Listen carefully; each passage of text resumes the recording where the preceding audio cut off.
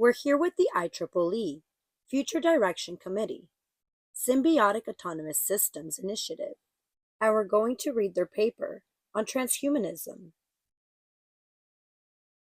This short ebook contains a number of posts I wrote in the last 4 years on transhumanism, a topic that has emerged in the Symbiotic Autonomous Systems Initiative, as we have been discussing the augmentation of humans and their progressive symbiosis with augmented machines. The posts have been revised and extended to take into account the evolution in this area.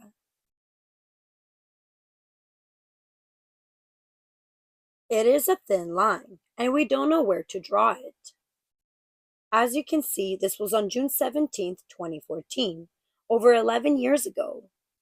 Number 1, has the Turing test been passed? Number 2, do we have a quote-unquote standard human? And number 3, transhumanism, or humans. Pitfalls of the Turing test, the purple section, as a test of intelligence.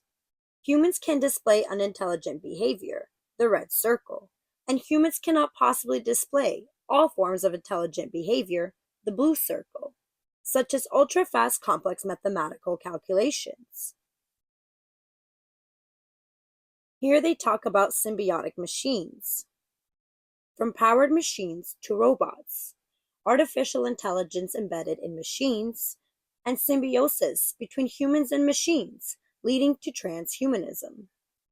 We are on the edge of a new revolution, where machines are no longer quote-unquote extensions of human capabilities, but are becoming companions, working and acting in symbiosis with people and with the environment. This results from increasing the understanding of goals, available resources, and surrounding ambient by a machine, by leveraging on cooperation principles, applying both to other machines as well as humans, and it brings to the fore new issues, including ethical ones. Here you have robots as your co-workers. These prosthetics will go beyond restoring a human functionality. They will start augmenting it, raising ethical issues, and potentially creating a new form of quote-unquote symbiotic dive, beyond the quote-unquote digital dive. This is sometimes addressed as quote-unquote transhumanism, that is partly a philosophical debate and partly rooted in evolution of genetics, cyber implants, nanotech, and guided natural selection, with heavy ethical issues. By 2018, 20% of all biz content will be authored by machines. By 2018, more than 3 million workers will be supervised by robo-boss. By 2018, 50% of the fastest growing companies will have fewer employees than instances of smart machines. By 2020, autonomous software agents outside of the human control will participate in 5% of all economic transactions. Powering your brain. Number 1, exploiting genetic engineering. Number 2, exploiting advanced implants. Number 3, biocompatible power generator. Transhumanism advocates that sooner or later, the human race will quote-unquote upgrade itself by creating a new species with the help of technology. Someone sees in the gene manipulation a way to create a new species. Others consider this as a result of a symbiosis between humans and computers in one form or another. They are both fraught with huge ethical issues and are both around the corner. It is no longer a purely academic discussion on souls and minds, but a scientific discussion on how, not a matter of if, but when.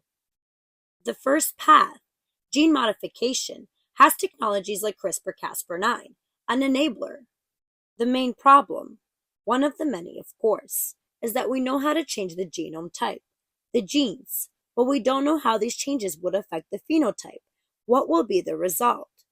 We know that by changing a gene, we can produce humans and animals with a different number of fingers and toes, but that single modification is also affecting reproduction capabilities and probably much more.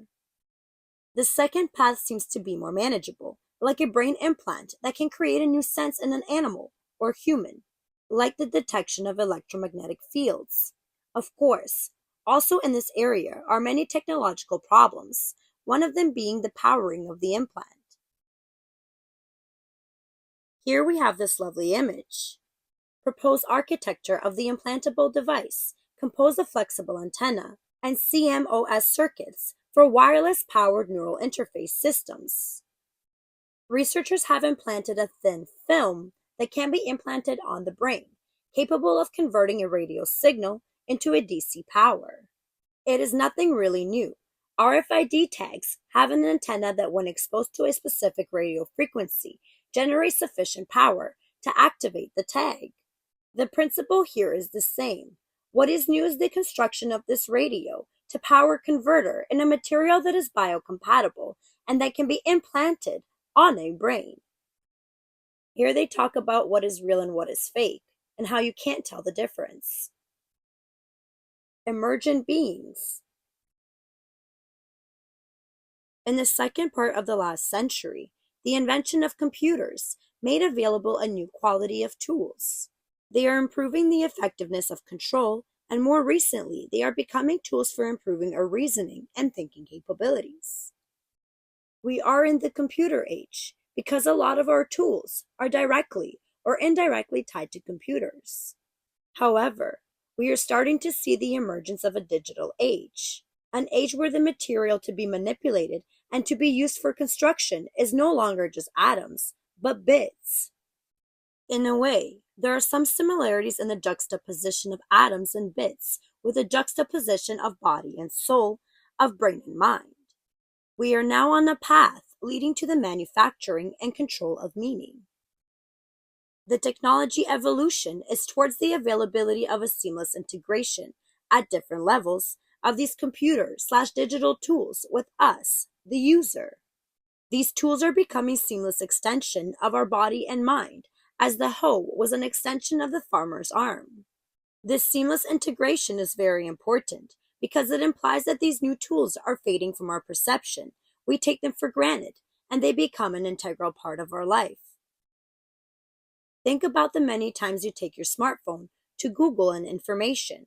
You are basically extending your brain memory, your knowledge, without giving it a second thought. We are slowly entering into Human 2.0, or as somebody calls this, transhumanism, and we are doing this through a symbiotic relationship with our tools that, having become complex entities, are probably better referred to as systems.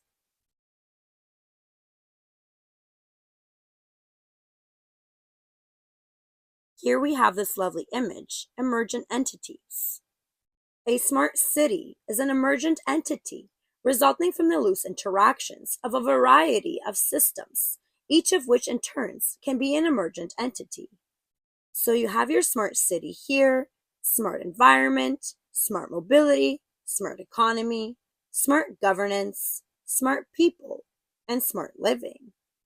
And we have the Internet of Things, Internet of Services, Internet of Data, Internet of People, and all the other internets that they have. Here they talk about human augmentation through prosthetics. Human augmentation ecosystem.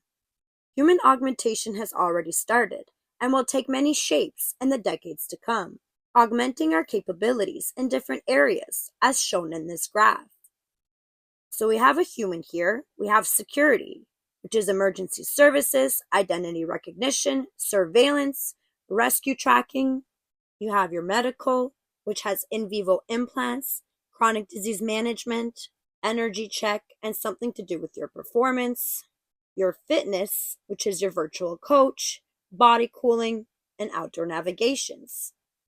On the right side here, we have fashion, which is decorative display, emotional response, surveillance. You have your communication, which has group communication, self-management, interactive, and ubiquitous media access. And you have your lifestyle, which has shared experience and working support. Now let's keep scrolling. The convergence of humans and machines. We have augmenting humans with machines, augmenting machines with humans, and superorganisms.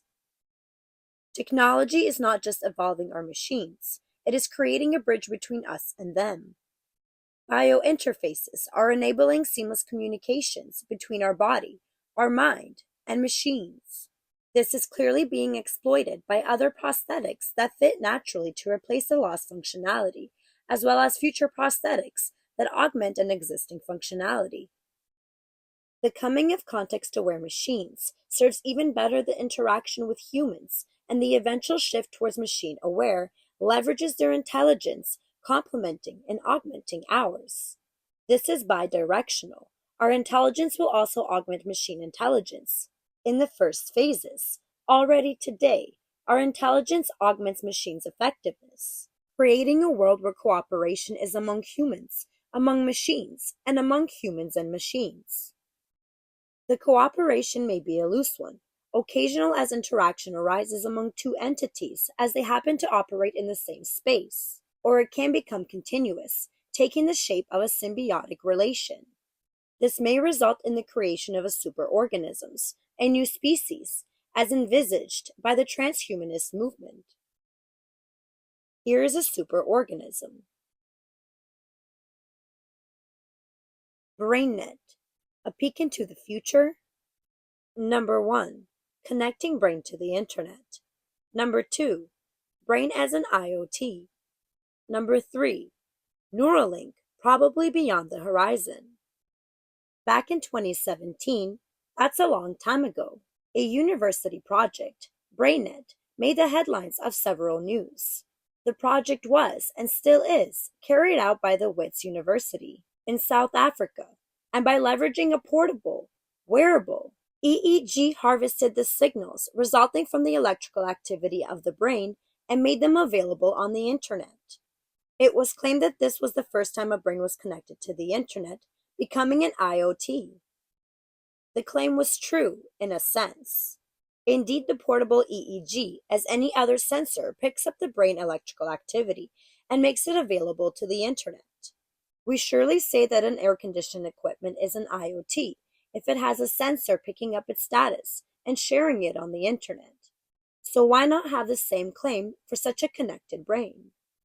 A different story is looking at the declared aims of Neuralink, where using implantable chips, they feel it will be possible to connect the brain to a computer, having the two exchanging information. While BrainNet is a reality, but it connects really, really little, Neuralink is a dream or a nightmare, you decide, that would provide a true connection. Let's keep scrolling for now. Here they have number 1, genomic manipulation for human augmentation. Number 2, symbiosis with machines to better leverage their augmentation. Here is genomic engineering. Here is our life evolution. Here they talk about the sound of colors and the colors of sound. We have augmented senses, and cyborgs are a reality today.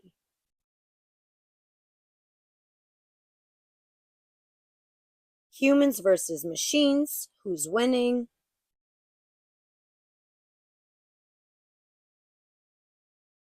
Most of us have a symbiotic relationship with our smartphone, but how often do you really use it to call other people? More often than not, we are using our devices to call machines. Need help reaching a destination?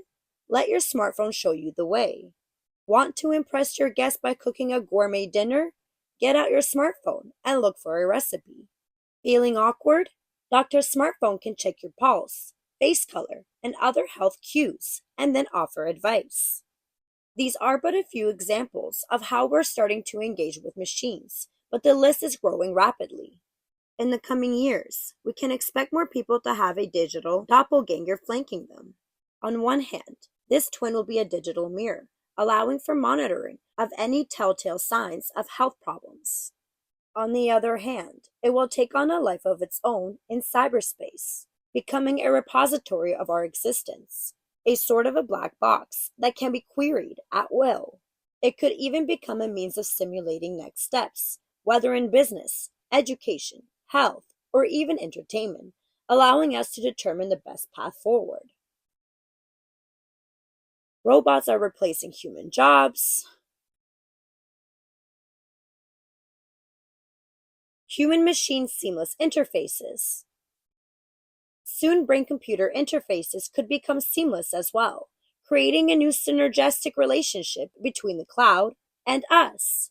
At that point, the question of who knows what would be moot. You ask me a question, and I know the answer.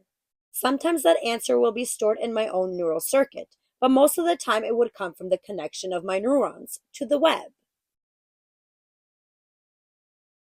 Human-machine symbiosis. Think about it. Our brain decision process is influenced by the way it has been quote unquote educated by the cultural context. These external factors are influencing our decision processes to the point that in certain situations, we can legitimately claim that influence has been so strong that our brains cannot be held accountable for the choices made. The point I'm trying to make is that we humans are in a symbiosis with our cultural environment and the tools, both physical and conceptual, that we have been taught to use. My guess is that the transformation will be subtle. We'll neither realize it is happening, nor that it has happened. How deeply do we comprehend that our decision to buy a certain brand of toothpaste was influenced by a commercial that we saw a month ago and since have forgotten? This isn't a win or lose situation. We're going to wind up as a partner to our smarter machines, and that partnership will be fostered by our augmentation through technology. Machines will play an essential role in this augmentation, and as with any successful technology, they will fall below our level of perception. In the end, the revolution will be silent and invisible. Brain-to-brain interface. Where are we? Brain-computer interfaces have progressed quite a bit, both in the hardware part, increasing sensing resolution and capabilities, and the software part, making it possible to make sense out of the electrical signals detected. Today, it is possible to control a robotic arm with thoughts, helping people with motor disabilities. There are a few BCI demonstrations for playing games on a computer, and several experiments have been performed using animals. BCI are transitioning from the labs to actual use at home, signaling the transition towards maturity, although a lot remains to be done to make them really usable. There are two crucial points. Detection of brain activity shall be done without needing an invasive implant. Today, this is required to get better signals and decrease the noise created by the thousands of concurrent activities going on in the brain, and to move a wireless connection from the detecting sensors to the processing unit. Research has also progressed in the other direction, computer-brain interface, sending signals to the brain to activate specific reaction. So far, most experiments have been run on animals and have been focusing on the activation of motor neurons. Towards humans 2.0. Apps are an extension of our brain and mind. This has revolutionized our society, increased the GDP, and transformed us as human beings. That is why I am labeling this event as the birth of humans 1.5.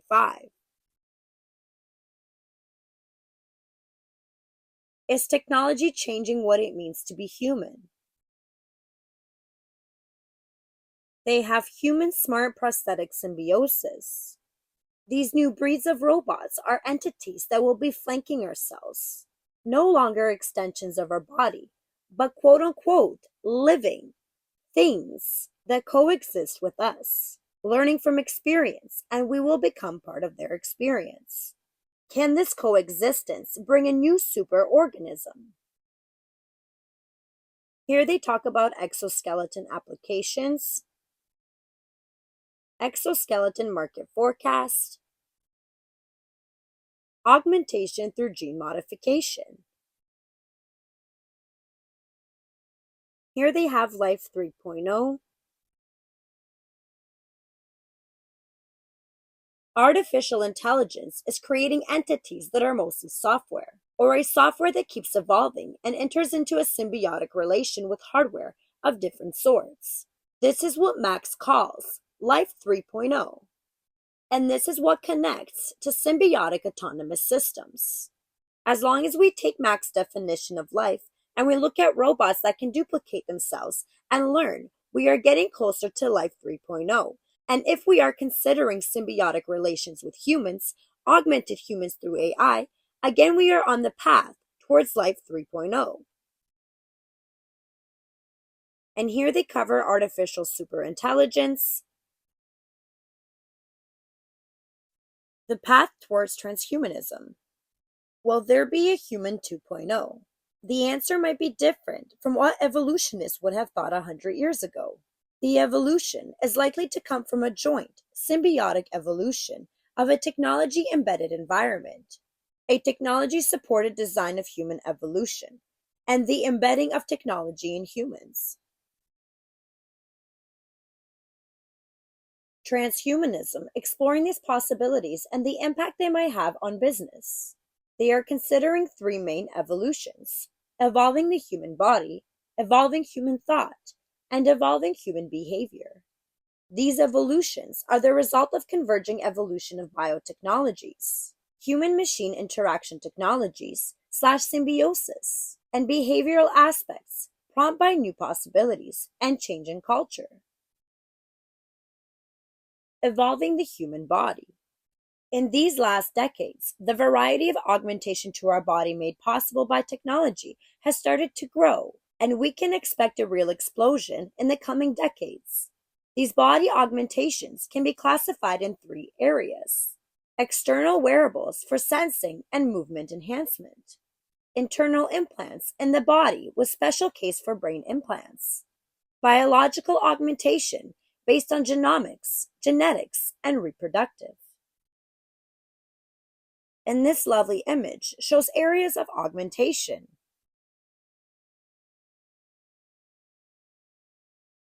Frost and Sullivan Visionary Innovation Group has listed a number of areas where human body augmentation will serve on the path towards transhumanism.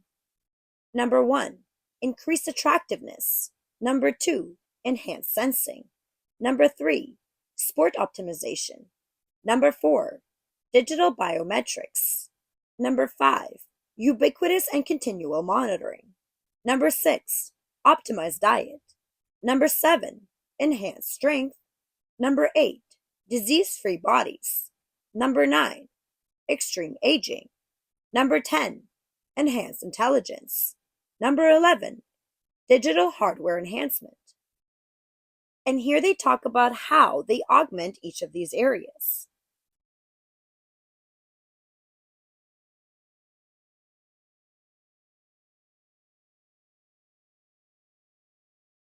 They talk about extending human life and life expectancy trends,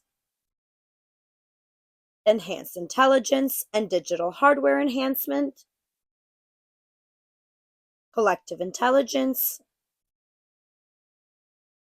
and here is the symbiotic autonomous system tree. Human augmentation merges in the symbiotic way with machine augmentation, giving rise to transhumanism. And in the roots, we have sensors, actuators, artificial intelligence, communication support, cooperative support, augmented humans, self-evolving capabilities, self-replication, and going up we have societal, legal, and ethical issues, and the branches are infrastructure, transportation, manufacturing, healthcare, augmentation, consultancy, and education. Evolving human thought, information boosting intelligence, which has your digital health, which has nanobots, 3D printing, robotics, ingestible sensors, implantable sensors, telemedicine, mobile clinics, virtual reality, activity tracking, wearable devices, smartphone microscopy, smart tattoos, organ on a chip, lab on a chip, and microfluidics. You got your precision health, which has your microbiome, your epigenome, your optogenetics, your pharmacogenetics, your epigenetics, nanopore sequencing, RNA sequencing, genome engineering, the CRISPR. Then you got your big data, which has crowdsourcing, knowledge banks, social media, phenotypic clustering, DNA storage, blockchain, patient-generated data, learning health system, bioinformatics, brain-computer interface, machine learning, artificial intelligence, natural language processing, data visualization, and electronic medical records. An interesting mapping showing their interrelations of big data with digital health and precision health, personalized monitoring and cure. Brain-machine interface technology connects to implantable sensors, optogenetics, VR, lab on a chip, and clusters with natural language processing, artificial intelligence, and machine learning, which is everything that we've been talking about and teaching about on this channel. They are engineering a better brain. A brain is a massively distributed system. It has been possible to interfere with brain processing by implanting electrodes, deep brain stimulation, as an example, in blocking epileptic attacks, and to decrease symptoms in Parkinson's disease. Here is the optogenetics. A third approach, much more focused, is using optogenetics. Here, specific neurons can be modified to become sensitive to light. By implanting an optical fiber, it becomes possible to activate, deactivate a single neuron. The problem here is that there is not such a thing as a single neuron responsible for a specific activity, which is good since it makes the brain much more resilient, and it is therefore close to impossible to interfere with the brain processing by interfering with a single neuron. Optogenetics has proved very effective in learning more on the fine processing going on in the brain, and it represents a possibility to tackle some brain issues, like blocking pain signals. A fourth way is to use chemical substances that interfere with the brain. Caffeine is a well-known example, widely used, that has stimulating capability on the brain, facilitating, to a point, focused thinking. A growing set of substances are becoming available to stimulate the brain, so-called nootropic drugs. Here they have brain-computer interface and the brain-computer interface market value. Here they have neuromorphic computing and deep brain stimulation applications, just more messing around in the brain. They go through all the risks of evolving human thoughts.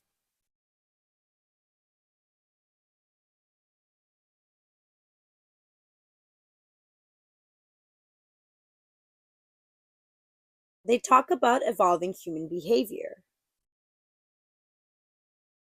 Brain-to-brain interface. The evolution towards human-machine symbiosis. We've looked at this image before in episode 65, Human Enhancement. But once again, they are merging humans with machines. That is their end goal. I'm going to leave the link up in the description for those who want to read this entire PDF file. There's a lot of information that I skipped through here. I just wanted to point out the important parts. We're going to go over here to ResearchGate, and we're going to read Differentiating Human Enhancement and Transhumanism. Better or perfect?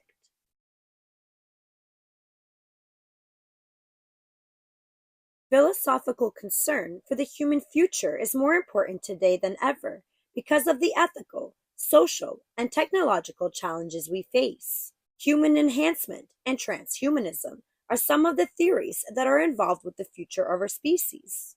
These two positions tend to be confused, but we contend that a distinction can and should be made between these two approaches.